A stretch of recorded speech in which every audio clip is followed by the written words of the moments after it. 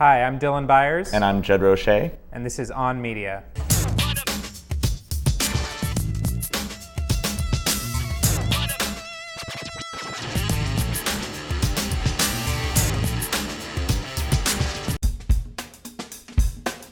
It was announced last week that Nate Silver is going to ESPN. What does this mean for the media world, and what can we take away from this big change? Well, it's a really, really big get for ESPN, and not just for ESPN, but also for ABC News, which is also going to get to use him as a resource on everything from politics to economics to also just not even ABC News, but ABC using him for the Oscars, which they have rights to through 2020.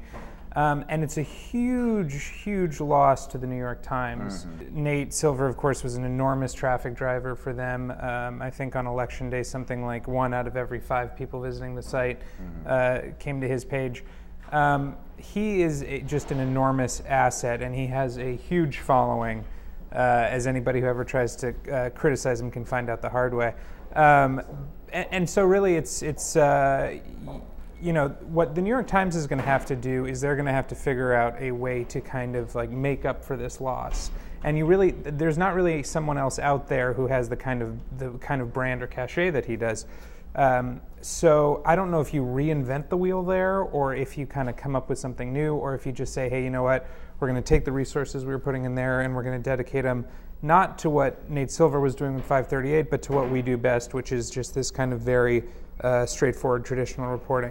Now, at the same time, it's important to remember that the New York Times has a lot of great digital activity going on.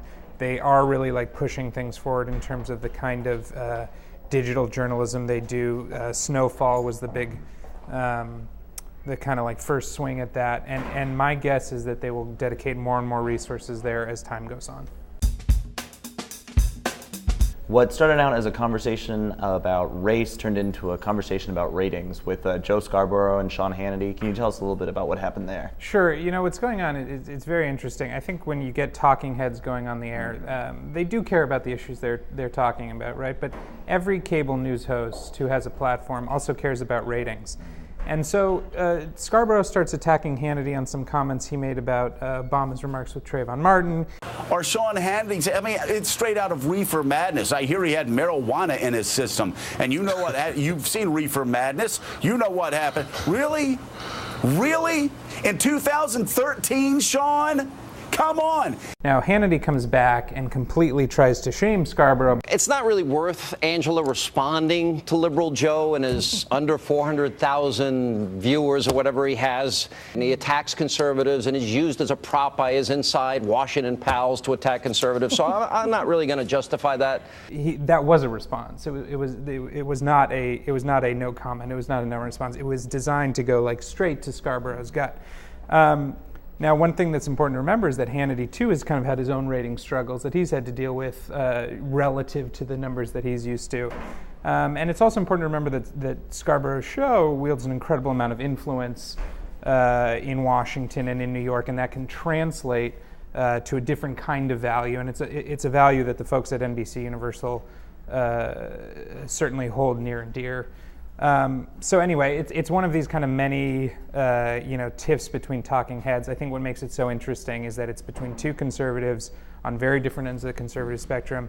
And it just kind of shows you that, like, you know, for all the talk of politics and policy and entertainment and infotainment and all that thing, that, like, really these guys really do care about their ratings very much. And it's a very touchy issue for both of them. Who's Joie Chen? So that's a great question. Joie Chen was a familiar face maybe 10 years ago and change. She was an anchor on CNN for a long time in the 90s. She then went to CBS News.